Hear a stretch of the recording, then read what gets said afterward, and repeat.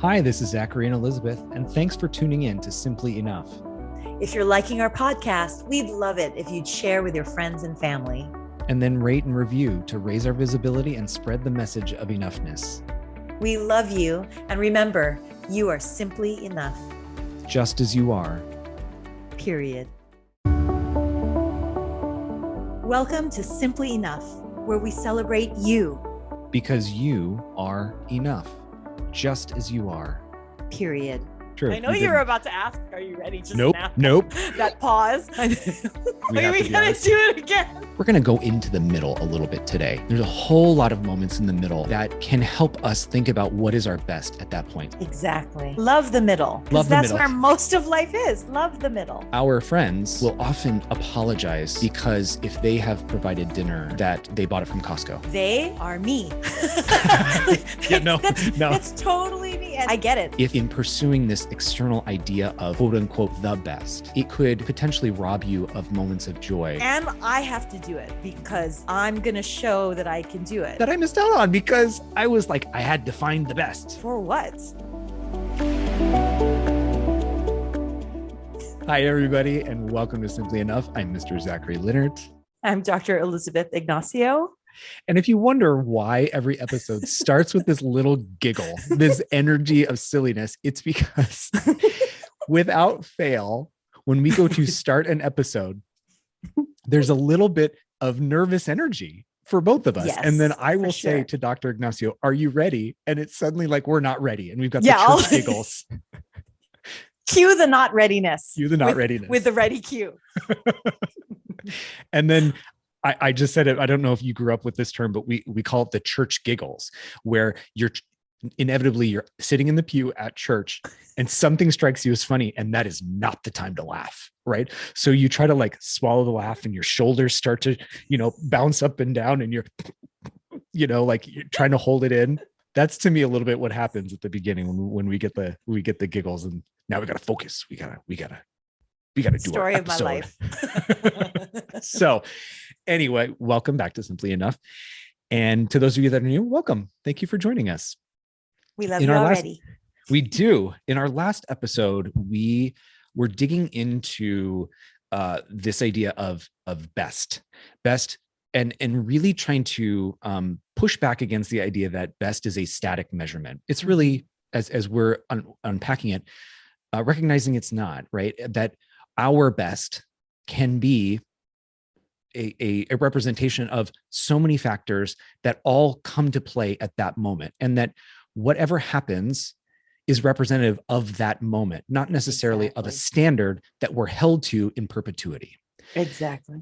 And in that episode, we talked a lot about elite athletes, and then we also talked about those of us that may even just getting out of bed, depending on whatever we're dealing with, can really be our best that day. And we said, I think in a private conversation, can almost be heroic in a sense. Yes. And then you beautifully brought it back to, but there's a whole lot in the middle. There's a whole lot of moments in the middle that can help us think about what is our best at that point. So we're going to go into the middle a little bit today and tease out everything, just tease out how thinking of reframing what our best is in the moment looks like on a day-to-day basis. Exactly. Love the middle. Love Because the that's middle. where most of life is. Love the middle. And I also want to say, in preparation for this episode, there were two things that you brought up, and I want to make sure that I articulate them now, because I also think they are going to be pervasive in what we talk about today. The first is in the previous episode, we were pushing back about this idea that if it's not the best, quotes, then it's futile or worthless or wasted. And we're really pushing back there. But then also that Meaning we don't espouse that. we don't espouse that. Yes, thank you. Mhm. And then also the potential loss of joy that you could miss out on if in pursuing this external idea of quote unquote the best, it could potentially rob you of moments of joy that you may have experienced if in reframing or thinking about best, we understand that it's representative of where we are in the moment. So I just wanted to put those two out there before Love we get that. into Thank some you. stories, Yeah. because you said them so That's the beautifully. teacher in you. Yes. Love it. Thank you. Okay. So I want to kick it off, unless there are any thoughts you want to. No, thank you. That was great. We have some dear friends. My husband and I have some dear friends who we very much enjoy spending time with, and occasionally we'll, break bread with together. And I think I've talked on this episode how much I like to bake, or this podcast, how much I like to bake and cook and whatnot. And I enjoy preparing meals for friends and family and whatnot. Our friends, when we spend time at their place, will often apologize because if they have provided dinner that they bought it from Costco, right? Or I'm so sorry, we work was crazy, blah, blah, blah. I had to pick up dinner from Costco tonight. I'm so sorry. Like there's this, kind of apology, and then maybe comments about their house. Like our house is kind of messy. Like, forgive this. Don't look over in that corner, or don't open that door. And it always gives me pause, because I'm just there to enjoy their company. Mm-hmm. I too have had that moment of like, oh, I want to bake a dessert and I want it to be homemade, and I want the cake to be homemade and the icing, and then I want the decorations to be homemade. I want to buy any, like, I understand that line of thinking. So this is not, I'm not, judging them at all, because I know this is, those thoughts are in my mind as well. But I share this because I think about really what it is they're saying, and it connects with this idea of, the best, like the best meal. And then almost what does that mean, first of all? Mm-hmm. And then also almost an apology for anything less than that, like that it was worthless or futile or waste, or just not up to a certain standard. Mm-hmm. So I was thinking about that as one example.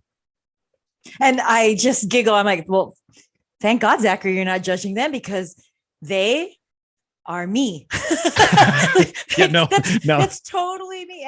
And I get it. Like for a long time, actually, pre-kids, before having kids, I know that I always felt like, oh, we can't have people over unless the house is spotless, and you can take a glove and check the baseboards and make sure that there's no dust and everything is in their right place. And I've organized the kitchen cupboards. I mean, who looks in the kitchen cupboards as guests, right? But I make sure the kitchen cupboards, everything is just so. And yes, the same thing about the food. And because of that, and I love cooking, but I don't really have much time. But because everything had to be perfect, I actually would, tell my husband, boyfriend, fiance at the time, and then the husband, not to invite people over, or can we always, let's go to a restaurant, because it never had to be at the house. And then even the holidays, like the holidays had to be perfect. And because I do like to cook, I try to do all of the cooking in terms of the whole shebang for Thanksgiving, or the whole shebang for Easter. And when my extended family would come over, I would be so stressed. I would like snap at them on the holiday, because the kitchen has to be just so. And, my husband teases me even to this day that I would put out the platters, the night before, have Post-it notes on each platter for which dish goes where. And I even used to have a map of the flow of the platters for the flow of the walking buffet, and everything had to be perfect, and it was miserable.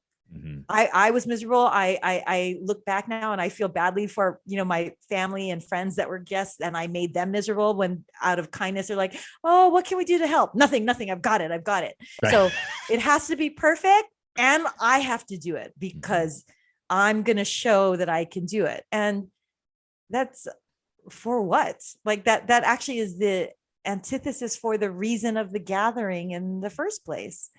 And then having kids, I actually wanted to be the house where, our kids would bring their friends. I just, kind of from a safety standpoint, I just loved knowing that ours was the hangout house. And so I actually had to get over that. And I had to get over, like, I'm really going to sweat over cleaning the house for a bunch of 7-year-olds, and that kind of recognition of doing one's best. And it doesn't have to be this curated social media image of what the best is, allowed me to be present with my guests, present with my kids, and even present in the process, to the point where cooking was enjoyable, and setting the dinner table for the holidays was enjoyable. There's so much joy in the middle. It doesn't always have to be extreme. So I totally, like, as you're telling the story about your friends, I'm like, yep, that's me. Yeah. Check that. So now, to the point where I joke, and when we invite friends over, I say, hey, by the way, what do you want for dinner? Because I can cook any cuisine. It's all here on my phone, i.e. dial takeout. And what a lovely, enjoyable, easier meal that is. And I actually learned that, if we're going to talk about meals and hosting, for everybody that loves Martha Stewart, awesome. I love Barefoot Contessa. I love Ina Garten. And you know why? She's the first to say, choose good ingredients. When they're good ingredients, they stand alone, and just throw them together. Yeah. And don't be afraid to buy. In fact, that's one of her musts, is like, if you're planning like a 4-course meal, make sure 1.5 or 2 are store-bought or bakery bought or restaurant bought or deli bought. And I'm just kind of like, and she looks like she has so much fun when she hosts and gathers, right? And I just recognize, as you're telling this, that I'm like, oh my God, I'm totally identifying with your friend, Zachary. That's me. The joy that I gave myself permission to have in releasing these standards of what the best is. So thank you for bringing up that topic. That totally hit home. I'm like, yep, that's me. Well, and I will say, I thank you for allowing me to clarify, because it's also me, just in a different way. and if we're being vulnerable a little bit, we went 2 years with a beautiful backyard and a backyard deck when we lived in New Jersey, with no patio furniture, because I researched and I had to find. Now I was spending money, right? And so I wanted to make sure I spent wisely. So there's some caveats there. I was trying to be, responsible in that regard. 2 years worth of research to never have patio furniture, because I had to find, I had to read all the reviews, and then I had to go and I had to try it out. And then I had, I don't quite like that color, because, if it rains, then you're going to see it. It was 2 years worth of potential opportunities to have friends over in the backyard, or just lay outside in the beautiful summer, that I missed out on, because I was like, I had to find the best. Exactly. So it's that me totally too. Resonates. And that speaks to something that we said in, I believe it was our very first ever episode, which was, B- changes the world, right? It's not that we always have to be the best. And if not, it's a failure. If we keep waiting for the best and being the best and striving for the best, we might actually not get started. And when you relayed to me the idea of, your patio furniture and how you missed out on 2 years of using, your patio and having friends over because of looking for the best deal with the best customer reviews and all that kind of stuff, what you missed out on, immediately I thought of this podcast, literally this podcast, meaning, everybody, Zachary's microphone is one of the best, rated the best. And mine is not. my microphone is we can edit this part out because I'm doing math, but like 1/6 the cost. And but I just wanted to take the plunge and just say, okay, let's have, we need the microphones. Let's get microphones. And we'll start and we'll see if this is something that sticks, which thank you, listeners and viewers. It looks like it is. And so we will continue. Okay. So now I'll go for the moment. This was the right purchase. This microphone that I'm using right now, this was the right microphone, the right purchase for the moment. And I'm now recognizing that as we are moving in to a different, time of this podcast and the evolution of our podcast, that I can now move to a different microphone, a better microphone, and even possibly go ahead and research the best microphone. But we wouldn't have gotten started budgetary wise, to be honest, if we were both going to go all in relative to, the researching and the purchasing of the equipment. Yes. And also the number of times we recorded and still never actually put out an episode, there was, it's true. And then we really leaned on each other as that process went along. Because I think we both recognize the pervasive thought that we have towards this idea of the best versus our best. And even in preparing for this episode, we found ourselves stuck in that way of thinking like, oh, we need to have the quote unquote best story to articulate exactly what we were saying. And then we're like, no, we got good stories. That's all we need. Right. That's all we need. The joy's in the middle. The mission is served in the middle. And again, we say this on nearly every episode, but it's just important to hammer home. It's not because we're complacent. We're always striving to do our best. And then based on our best, how can we do it even better the next time?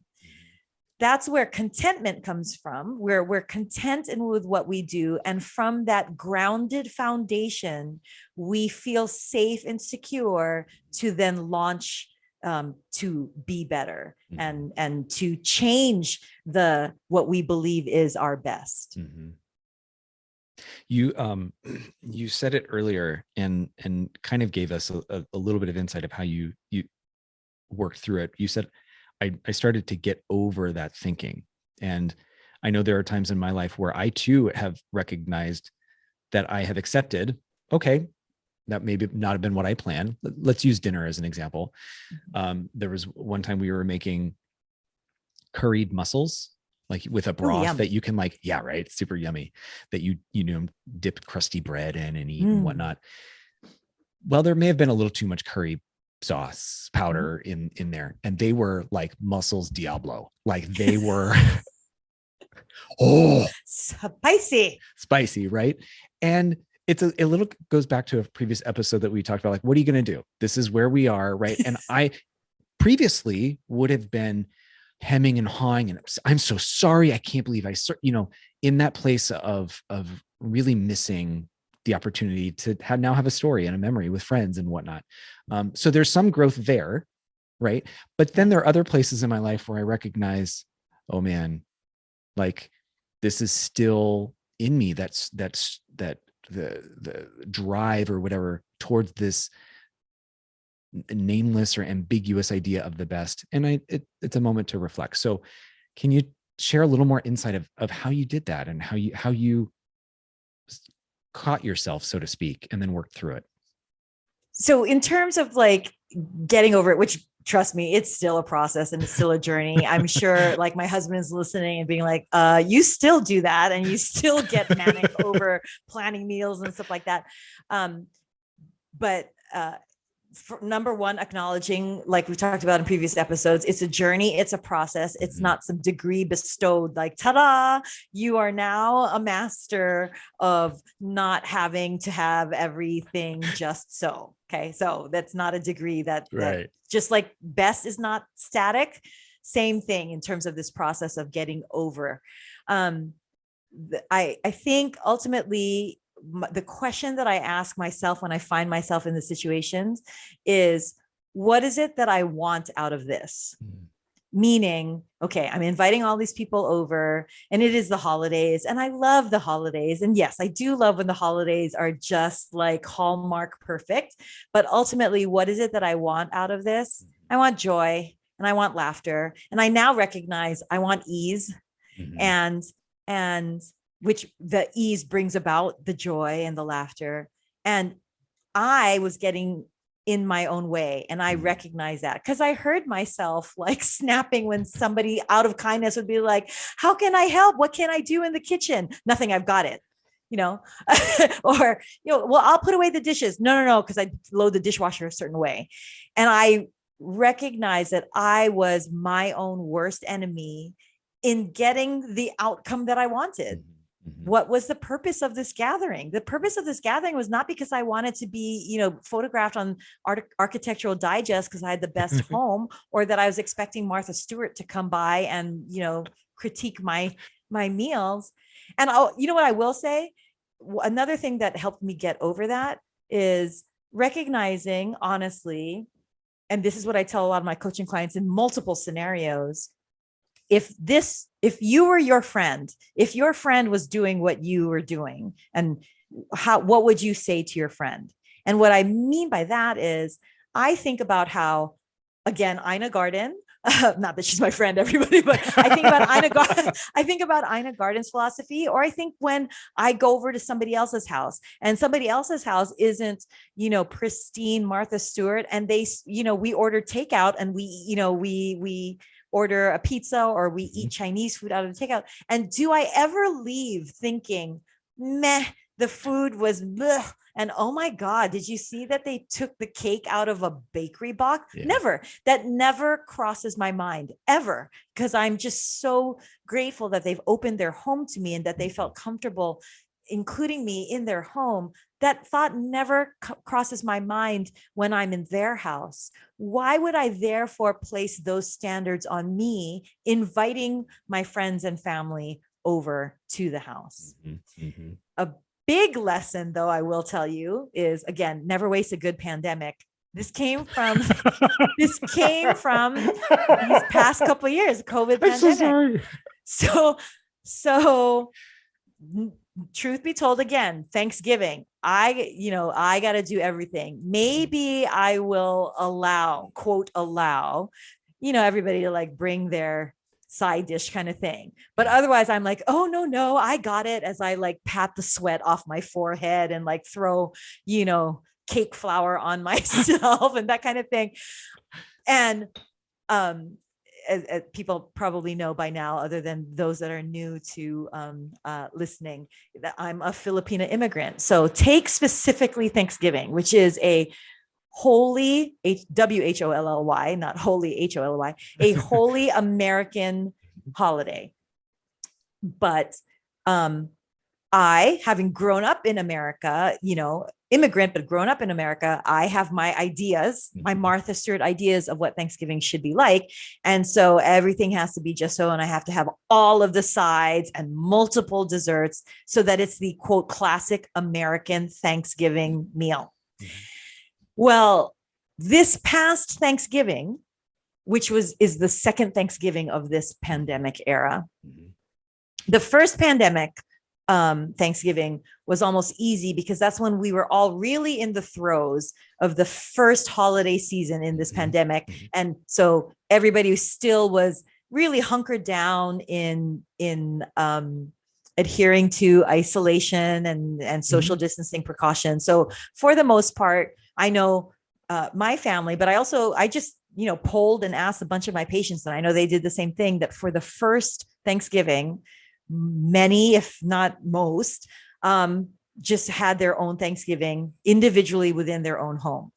The second Thanksgiving came around, and again, I also polled and asked a bunch of my patients, just because they're the span of all social demographics. What did you do this Thanksgiving? And the funny thing is, almost to a person, honestly, they said, we liked the last Thanksgiving because it was less stressful. So this time were able to socialize, because the second Thanksgiving, people weren't hunkering down as much. But this time we just either picked up food or we went to a restaurant. And I did the same thing too. This past Thanksgiving, I was like, the last episode we talked about, fuck it. I was like, fuck it. You know what? I'm not going to stress over Thanksgiving. In fact, I'm going to, find a place where we can, my immediate family and extended family, we can gather, but it'll be at a restaurant because you know what, damn it, I'd like to be served as opposed to stressing in the kitchen. But I made sure that the place that we chose had as an option on the menu a typical Thanksgiving dinner choice, with the turkey and the mashed potatoes and the stuffings, all this kind of stuff. And I made sure. And so family and extended family, we get, to this place and we sit down and I like make a pronouncement to all of the family at the table. Don't worry, even though this isn't, a home cooked meal in our house, which is a tradition I love. But I recognize now it's a tradition I love because family is in my home, not because of the food and the stress, but still, I'm still equating it a little bit. So I make this pronouncement. I checked. And though there's all kinds of choices, and especially we're here in Hawaii, there's a lot of like local dishes and Asian choices and pan-Asian choices, but there's American Thanksgiving, on the menu as well. Not a single person ordered the Thanksgiving meal. Not one. And I didn't. I know I didn't.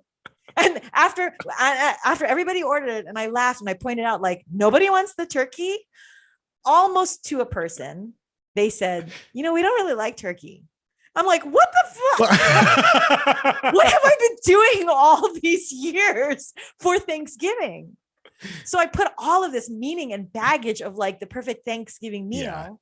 When again, ultimately the point, what is the outcome that I want?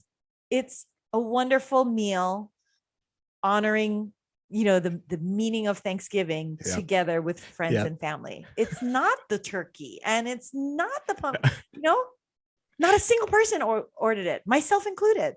And then for them to be like, no, we never really liked turkey actually. I'm like, what have I been doing? Yeah, exactly. So that actually helped me get over also. Things don't have to be just right. Things don't have to be, it doesn't have to be the best holiday gathering ever.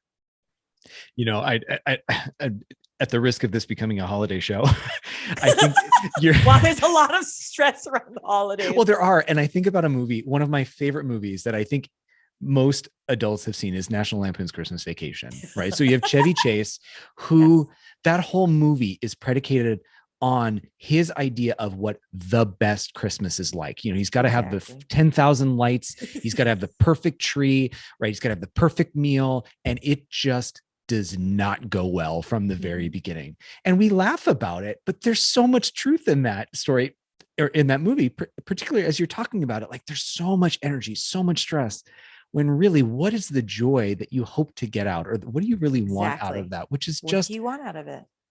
Time with your loved ones. Right. What is the point of this? When you realize the point of it is to be together and enjoy and just chill, then everything else is dressing. And not like stuffing dressing. Right. Exactly. Filipino that I am, I wouldn't even know that dressing was known as stuffing until like a year or two ago. It's so bizarre. And how much is missed in that thought process of all or nothing, either or. Right. It's either the best ever or why do it? No, don't think that way. There's so much that's missed in the middle. There's so much beauty, so much joy in the middle. I think about I think about that point, particularly as it pertains to when I plan vacations, because I do put this pressure on myself to try to have the best vacation, meaning I have found the best restaurants and I've gotten tickets to the best shows ahead of time. And every minute is almost planned so that we can say that we did, we have the laundry list of things that we did this and this and this and this and this. And then we need a vacation from our vacation. And then on top of that, I am stressed the whole time. Like, was dinner okay? Did you like that meal? What did you think? And it's like, but I'm missing where we are, and I'm missing the experience because I so focused on, this standard that, or this pressure to curate the quote unquote best, when that's not really what I wanted. I just wanted a nice vacation with whomever I'm traveling with, and seeing some place new, or enjoying some place new, or even someplace familiar, and experiencing it again. And actually being truly present, because that Yes. is the point. You and I talk a lot about the theater. Is it okay for me to like bring this Yeah. up? Is it apropos? I had, much like the piano, I had been away from musical theater for a long time. I dabbled in some singing things, but musical theater itself, I had been away from for a long time. And the summer between my junior and senior year in college, I was at school anyway. I think I was taking like summer school, or I was doing an internship or something, but I had some time on my hands. And so there was a community theater in Washington, D.C., and they were doing South Pacific. And I said, you know what the hey, I'm going to audition. And, clearly not going, not auditioning with the hopes of anything, because again, this was my first foray back into theater. So I was just kind of hoping to get a call back, much less cast, but I did. I got cast in the chorus, and had so much fun. And then as the rehearsals went on, the director had me then morph into actually becoming the dance captain, which that was fun as well. And that was just a different, role for me. And I wouldn't have done that had I thought, well, it's not worth auditioning because I'm not good enough. And I wasn't good enough. They have tremendous talent in Washington, D.C., but I didn't stop myself from thinking, well, I'm not going to audition because I'm not good enough for, a lead role. So why do it? No, I was like, I want to check this out and kind of, restoke the flames of my love for theater. Well, ironically, not only from that, the stage manager happened to then be the director for the fall musical, Chicago. And in Chicago, there's two leads, Velma and Roxy. And the stage manager said, I'm going to be the director and I want you to audition. She didn't say for what, but she just said, you need to audition. And I did, and I got Velma. And that's one of my most favorite memories, not just being Velma the lead, but that journey of like, wow, my stepping up for the audition, because I was just after the joy of being back in theater, and how that morphed, into something I didn't even think to aspire for, which is Velma. But I'm not going to end the story there, because it's not about the fact that I then got Velma and scene, end of story. See, I reached the pinnacle. No, what I recognized in the joy of playing Velma, and she was a wonderful character, is just how much I love singing and dancing. And how though I loved when I loved being on stage, as a lead, I was bummed that I didn't get to be like in all the scenes singing and dancing. And so just because it's so fun and just gave me so much joy. And the phenomenon that is Hamilton, the musical, came out, and you and I have talked about it, how I would intentionally, if ever God blessed me with the opportunity for some small community theater happen to be doing Hamilton, I would totally audition. And I would audition purposefully, not for a lead role, not to be a Schuyler sister or anything like that, but I would purposely audition. I wouldn't make it. I'm not kidding myself, but I would purposely audition to be in the chorus, because of the joy of being a part of it, and a joy of singing and dancing. Because the chorus in Hamilton, as I know, Zachary, is in like every scene. So and every song and every dance number. And that just looks like so much all encompassing fun and joy. So it's not always about being the lead, and it's not always about being the best, and it's not always about being in the limelight. There's so much joy to be found in the middle. Absolutely. I'm currently in a production of Waitress at Diamond Head Theater, and our director and choreographer have thought so intentionally about every aspect of the production that the ensemble really gets, I would say, the most beautiful moments in the show. And to your point, though, I actually am playing one of the leads, but I'm not part of the chorus. And what I find, to your point, is these people tried out for this show and then said yes, not knowing what was going to befall them. They just wanted to be a part of it. Exactly. Right. And now it's dressing, right? But people, when they walk out of the show and I get to see them afterwards, or whatever, they talk about, wow, the ensemble and those moments in between the scenes when they're moving the diner and it's just so magical and blah, blah. And I'm like, yes. And we all, I think, have a relatable moment of something where we could have taken ourselves out of an opportunity, but then in going through it, realize, look at the joy that we received from liberating ourselves from thinking about it as, well, if this is not the best, then I'm not going to do it. Rather, no, I just want to be a part of it. And there's going to be joy for me in that. I just think that's I wish I could have seen you perform, and you do, be a part of any musical that you're in, let alone see you sing all that jazz. Well, there's joy in the middle, and also everybody, there is value in the middle. So if you're not the CEO, you are still valuable. This pandemic in particular, I'll say, at least from the healthcare worker force, I mean, the housekeepers are freaking heroes. Honestly, the hospital housekeepers, how committed they have been and how diligent they have been to keep the hospital running and running safely. They matter. They are critical. They are crucial. I remember also, traveling, with our Division I football team, as their team doctor, and was blessed to befriend the staff, who, as much as I was there as the team doctor and was supposed to take care of people, I was so much more taken care of by them. Like they took care of me, even though they just took care of me. And I watched and witnessed their hard work and dedication, like the athletic trainers and the people responsible for equipment, the equipment team.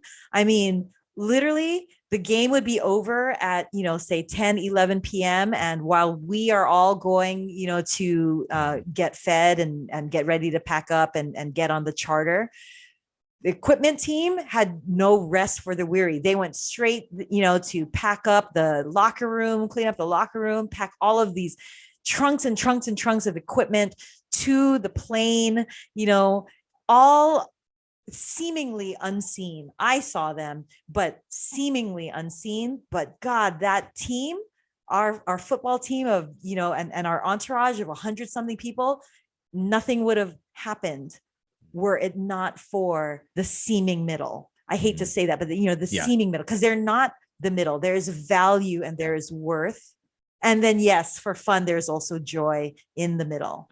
So it's not always about the ends of the spectrum. Life, so much of life is in the middle. And connection. You talk about this, you constantly bring us back to this idea of connection and the connection that can be found in seeing others, seeing ourselves, and how we can then meet new friends in the theater, or meet a new friend on the team, or see, if we separate any, I hate this, but any hierarchy and just recognize that we are in fellowship with another human being, then there's connection to be found there too. So value, joy, and connection, I would say. Absolutely. I often think, especially again, because with my coaching clients, I have those that are wanting to climb the social ladder or climb the career ladder. And sometimes I do actually have to kind of quietly remind them, careful who you step on the way up, because those are who you're going to see on the way down. And plus, all of this climbing, all of this aspiration of climbing, do you even like where the ladder is set against? And do you know what I mean? It's the next step, and it's the little step, not the big steps that we always have to necessarily work for and aspire for, or else we'll miss life. We'll miss life with the next step. We'll miss life in the middle. Well, I missed 2 years worth of time potentially in my backyard because I didn't have patio furniture, right? I mean, that's such a salient point, such a very real identifiable point. Absolutely. Or Yeah. opportunities for friends to have dinner. If it's, oh, I can't cook tonight, so we're not going to have a, but order Costco or Exactly. Bite Squad Or- or whatever. Like, what do you really want? And that was a great question that you framed. What do you really want out of this? If it's just time with people that you love, Mhm. that's what you And go after. exactly. And then also the other kind of, to do question to keep in people's heads is, would you expect this of your Yep. friend? I love Right? that. Yeah. Right. So if you can going to a friend's house and not even notice that not everything is put away and not even care that, the dessert is taking the ice cream container out of the freezer Yeah. and scooping it in a glass.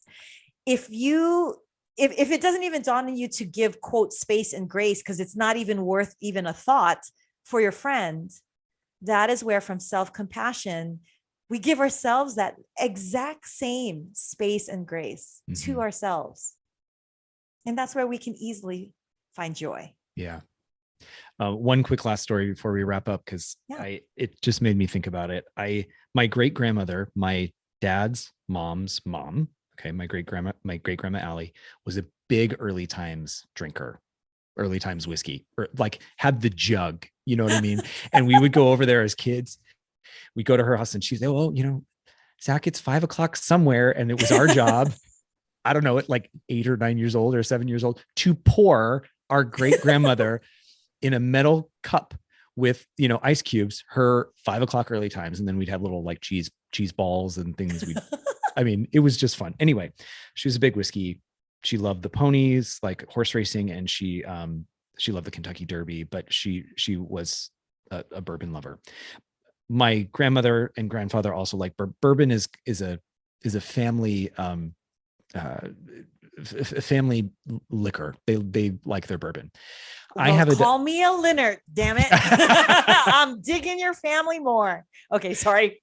Go ahead. So, as per my earlier comment about patio furniture, I got into bourbon because I wanted to understand the spirit and the history of it and its ties to, American history, et cetera. And then started to find different brands and, the different taste profiles and everything. So much so that now my dad's family calls me a bourbon snob. But that is a funny way, I find, and I don't put any meaning on it, so it doesn't bother me. But I have found, because my exposure to the various brands has invited me to experience and enjoy all of these different distilleries and the ways in which that they get to express American bourbon. In addition, and this is where I'm bringing it back, I have had now a different relationship with my dad, where we get to talk about whiskey, and I somehow feel a connection to my great grandma, and that actually makes me proud in a way. I'm getting a little like emotional about it, because my dad will text me, "Hey, what do you think about this bottle?" or "What do you think about this?" And really, at the end of the day, my favorite bottle is like $30. Like, we're not talking about quote unquote the best, because really it's yummy, it's affordable. I can enjoy it by myself, or I can share it with somebody I love, and then just talk, just chat, just be together. And I got to open that up for my dad and my uncles, and in a way that now brings me so much joy. Oh, I know, right? it's beautiful. So we went right into the middle today and loved it. Yeah, we did. So much joy. It's where most of life is, truly. Yeah. It is where most of life is.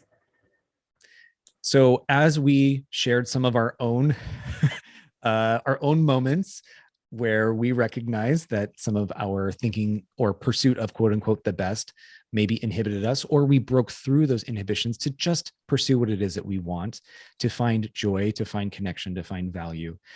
We hope that it helps you, our listeners, as you go forward and maybe recognize those moments where you can stop and look at yourself and say, what do I really want here? Mm-hmm. What really am I after? Is it time with loved ones? Then who really cares about the meal? Or if you would go into your friend's house and not even notice their drawers, or like, you just go in with the perspective of what you would then look at your friends. And if you're around them and you wouldn't even notice, why hold yourself to that same standard? So Exactly. Anyway, those are my last thoughts. Kind of clunky today, but No, fantastic. hey, it is what it is. We'll just as it is. Just as right? it is. Yes. We'll meet you all in the middle, everybody. We love you. Thank you so much for joining us. And remember, you are simply enough. Just as you are. Period. Awesome. Love you. Love you. Bye. Bye.